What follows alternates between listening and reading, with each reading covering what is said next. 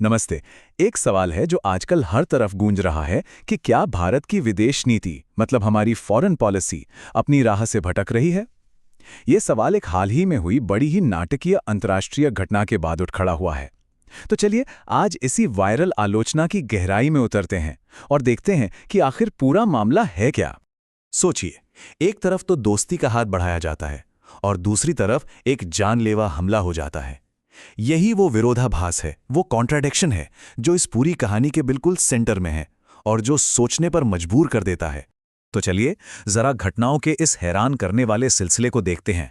देखिए, बात है सिर्फ कुछ हफ्तों पहले की। 17 फरवरी को ईरान का एक जंगी जहाज IRIS देना भारत का मेहमान बनकर आता है। दोस्ती के पुल, ब्रिजेस ऑफ फ्रेंडशिप बनाए जा रहे थे और फिर अचानक 4 मार्च को वही जहाज हिंद महासागर की गहराइयों में डूब जाता है और उसके साथ 87 ईरानी नाविक भी। सवाल ये है, कैसे? तो जाहिर है सबसे बड़ा सवाल तो यही उठता है कि अपने ही एक मेहमान जहाज पर हुए इस हमले के बाद भारत ने क्या किया, उसकी आधिकारिक प्रतिक्रिया क्या थी। और बस यहीं से सारी आलोचना की शुरुआत होती है। तो चलिए अब इस पूरी आलोचना के दिल में उतरते हैं, जो है भारत की रहस्यमयी खामोशी। सवाल यह है कि आखिर भारत इस पूरे मामले पर चुप क्यों रहा। सबसे पहले देखते हैं कि भारत की आधिकारिक नीति क्या कहती है। प्रधानमंत्री के ही शब्दों में भारतीय नौसेना हिंद महासागर की प्रहरी है, मतलब एक तरह से इस पूरे इलाके का गार्डियन या कह लीजिए रखवाला। इसका सीधा सा मतलब है कि इस क्षेत्र की सुरक्षा भारत की जिम्मेदारी है। लेकिन इस आधिकारिक नीति से बिल्कुल उलट इस घटना पर क्या प्रतिक्रिया आई। जो सोर्स है वो ये बताता है कि सत्तारूढ़ पार्टी के ऑफिशियल सोशल मीडिया अकाउंट से कहा गया, ये हमारा मामला नहीं है। तो देखिए ये कितना बड़ा विरोधाभास है।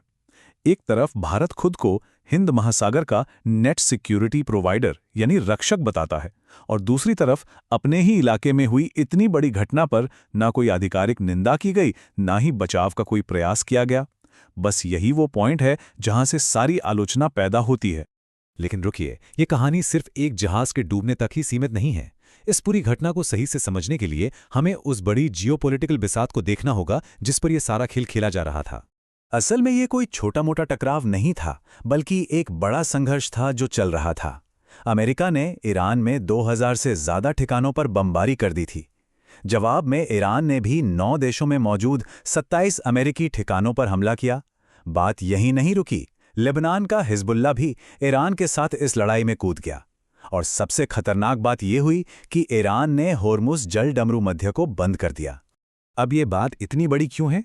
क्योंकि दुनिया का लगभग 20% तेल इसी एक पतले से समुद्री रास्ते से होकर गुजरता है। तो इसे बंद करने का मतलब है पूरी दुनिया की इकोनॉमी की नब्ज को पकड़ लेना, उसे हिलाकर रख देना।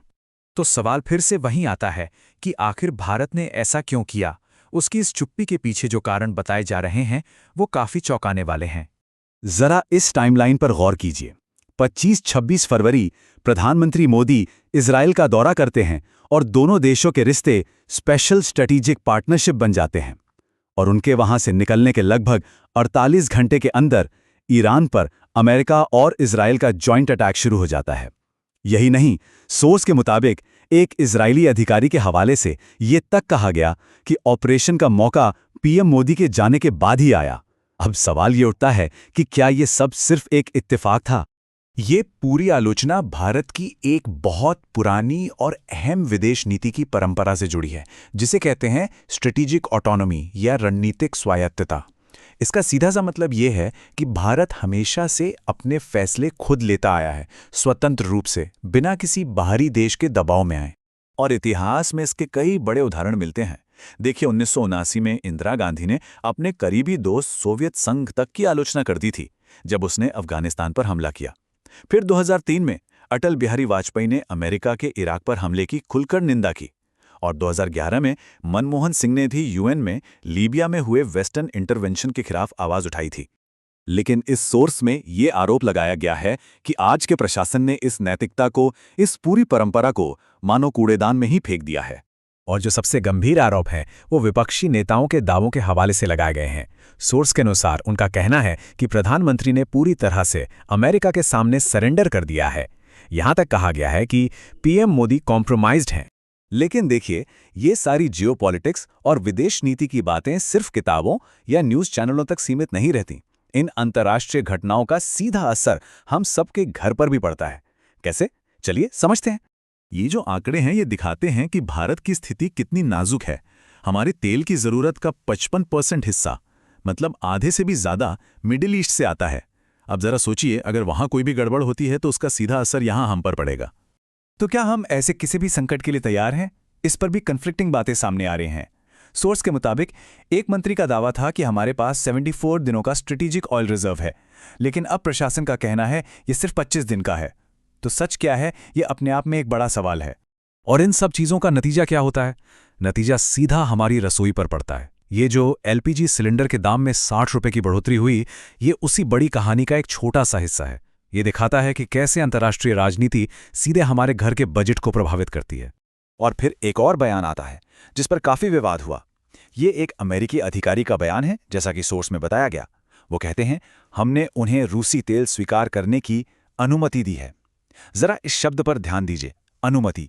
क्या भारत जैसे एक आजाद संप्रभु देश को किसी से तेल खरीदने के लिए किसी की परमिशन यानी अनुमति की जरूरत है? और बिल्कुल यही सवाल, जैसा कि सोर्स में बताया गया है, एक विपक्षी नेता ने उठाया। उन्होंने पूछा, तो क्या अब अमेरिका ये तय करेगा कि हम किससे तेल खरीदें? वो तय करेंगे, हमारे प्रधानमंत्री तय नहीं करेंगे? ये सवाल हमारी संप्रभुता, हमारी सॉवरेनिटी की जड़ पर चोट करता है। तो कुल मिलाके इस पूरी आलोचना का सार क्या है? इसका सार ये है कि भारत की विदेश नीति एक धीमी गति की दुर्घटना या स्लो मोशन क्रैश की तरफ बढ़ रही है। एक ऐसा जहाज जो धीरे धीरे अपनी स्वतंत्र राह से भटकता जा रहा है। तो आखिर में ये हमें एक बहुत बड़े सवाल पर लाकर खड़ा कर देता है। आज की इस उलझी हुई बदलते गठबंधनों की दुनिया में किसी भी देश के लिए सच्ची आज़ादी के मायने क्या हैं? उसकी सच्ची स्वतंत्रता को क्या चीज़ परिभाषित करती है? ये एक ऐसा सवाल है जिसका जवाब शायद हम सबको मिलकर सोचना होगा।